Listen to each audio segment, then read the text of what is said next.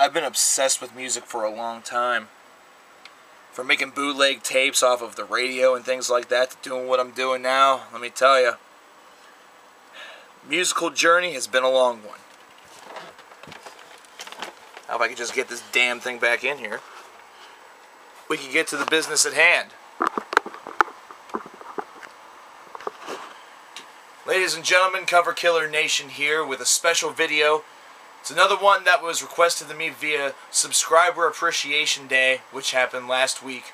This one was done by I Died to Skate, which was his blog TV name. I can't remember if that is the same here on YouTube or not, but you had asked me to do a video about my top favorite bands, but I told you that I would probably change it up a little bit to describe to you my musical journey. Now, a couple of days ago in the 1750 subscribers video, I kind of gave you guys some insight to my journey here in the community, but now it's time for me to do my musical journey, and I'm going to trace it all the way back to youth. I'm not going to hold anything back.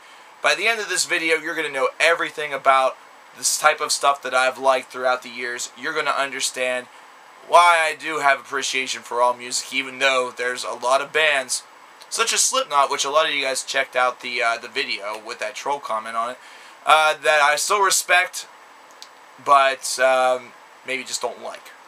And some of this stuff in this video may surprise you.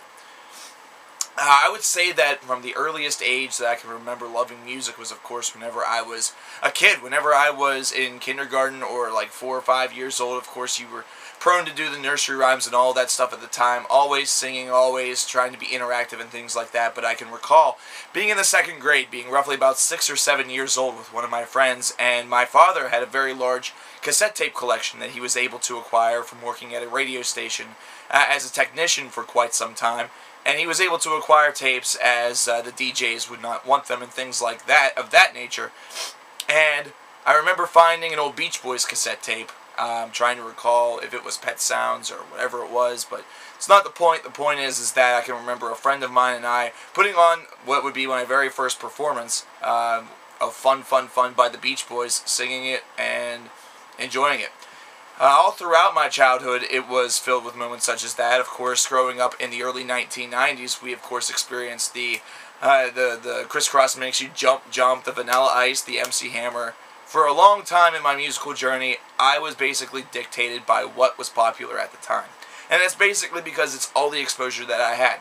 My parents loved oldies music. My friends kind of listened to a little bit of a mix of things, but mainly everybody listened to around the same variety because we were all around the same age. We were all right around the same age whenever we grew up together. It was a very, very nice situation to be in this particular neighborhood, where we were all, most of our birthdays were off by literally between 6 and 8 months.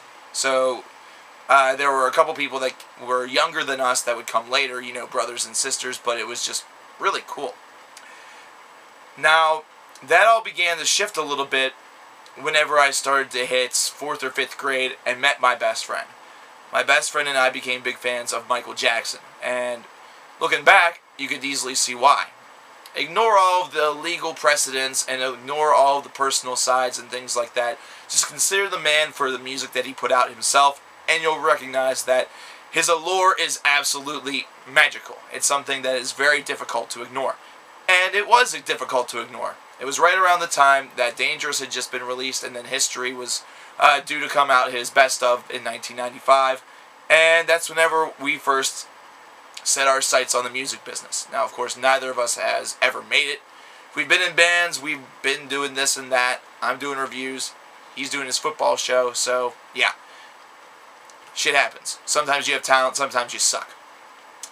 But that was what was key for me to move on to the next step, which was pop and eventually into rap music.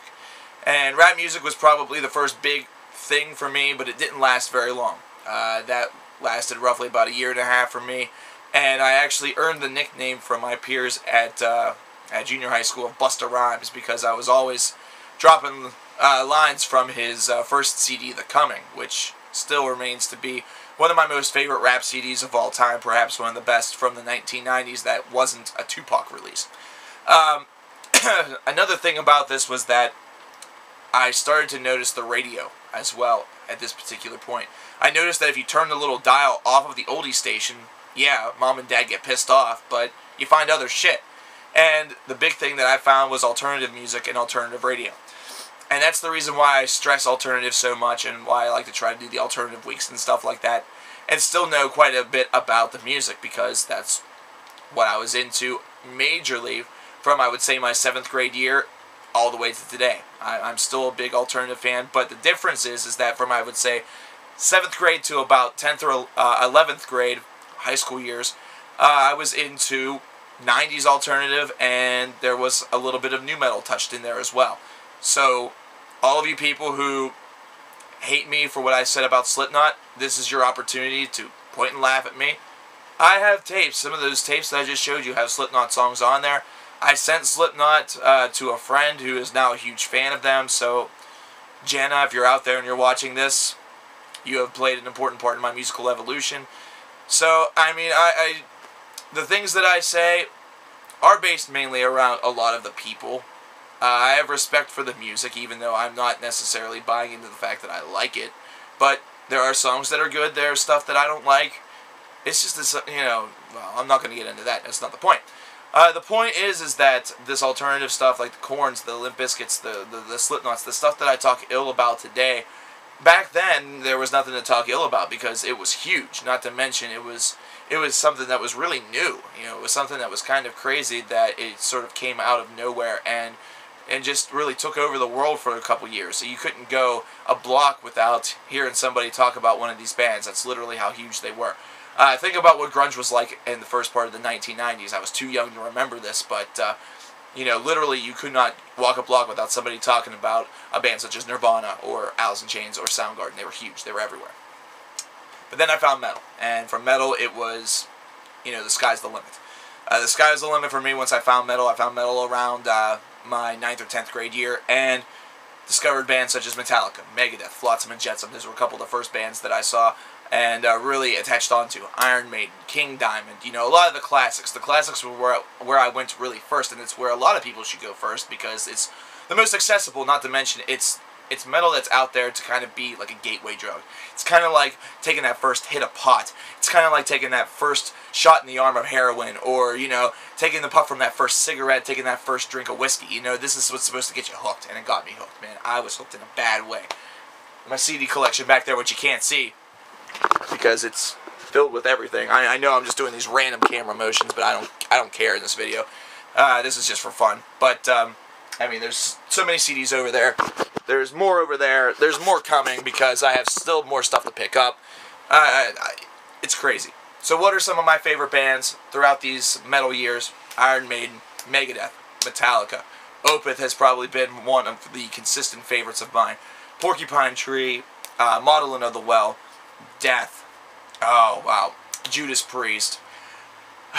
There's just so many. There's a wealth out there. Nevermore. Celtic Frost, now Triptychon.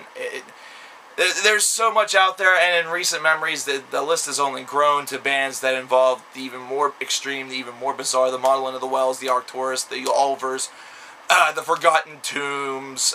Recently, I've really fallen in love with Black Anvil, and Enslaved has become a huge part of my life. Black metal such as Immortal and Emperor, death metal such as Cannibal Corpse, I like I like a lot of the stuff. Morbid Angel, Death, Pestilence, Cynic, Atheist. I love it all. I mean, seriously, there's so much out there that I have a firm appreciation for, and is very beloved in my collection. And the only thing that has really changed ever since then is the fact that there's been a little revitalization in me, and I think that I owe a thank you to the other members of the reviewing community for sparking my interest back into alternative and the independent music scene a little bit more. Because now I find myself really engrossed by bands such as the Black Keys and the Arcade Fire, Margot and the Nuclear So-and-Sos, amongst others. You know, recently I got that Fleet Foxes album. I just did that review and I loved it. It was incredible.